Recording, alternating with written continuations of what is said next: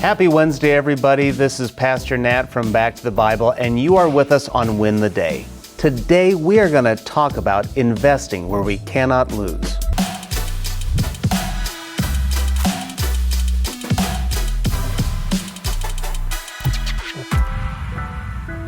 Imagine there is a bank account that credits your account each morning with $86,400. That's right. Every morning you get the deposit. But there's a catch. It debits what is left over at the end of the day. Every evening, it deletes whatever part of the balance you failed to use during the day.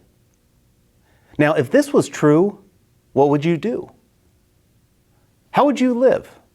How would you invest that money? Do you realize that each one of us today has such a bank in our lives? Its initials are TIME. Its name is time.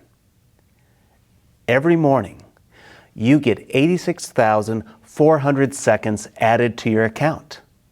But every night, the minutes that are not used for a better purpose are erased. It carries over no balance. It allows no overdraft. You must live in the present on today's deposits. Therefore, we should invest each day like it's our last and invest in the things that matter most. This is what we want to talk about today. This is what Jesus writes in Matthew chapter 6, beginning in verse 19. Don't store up for yourselves treasures on earth, where moth and rust destroy, and where thieves break in and steal. But store up for yourselves treasures in heaven, where neither moth nor rust destroys, and where thieves don't break in and steal. For where your treasure is, there your heart will be also. Okay, I think it's fairly obvious that Jesus isn't American. His investment strategies are different than what we're taught in school or online. So what exactly is Jesus saying? Well, let me start by telling you what he is not saying. First, he isn't telling us to sell all of our possessions. He's not telling us to become poor for the sake of being poor. That is not a spiritual virtue. Now, it's true that God might ask you to give up something. He might call you to give up a lot. But in order to follow Jesus, you don't have to give up everything. But instead, we need to give up anything when He asks. Are you willing? Am I willing? Now, the second thing that Jesus isn't saying is that having possessions is bad. The Bible teaches a right to have things. We can have money, property, homes, animals, and so on. I mean, look at Abraham, look at Solomon, look at Job, and others. You see, the issue isn't the possessions, it's not the things. It's the dependence on them for hope and safety. It's because of security. The question we need to ask is our hope in our stuff? Or is it in God? Remember, God has promised to meet all of our needs.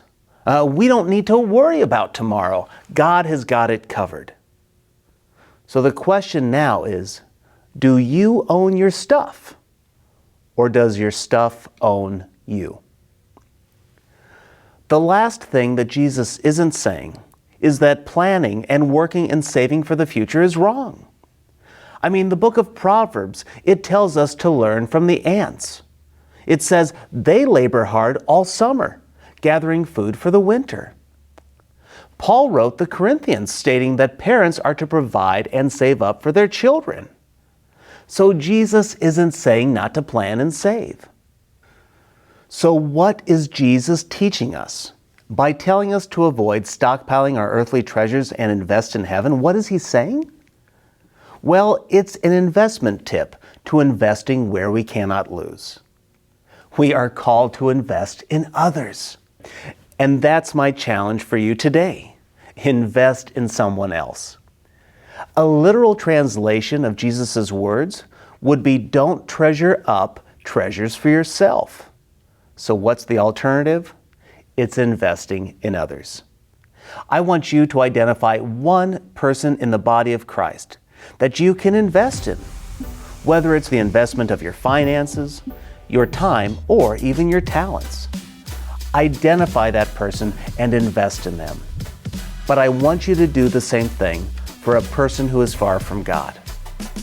Make the intentional investment in someone who doesn't know Jesus.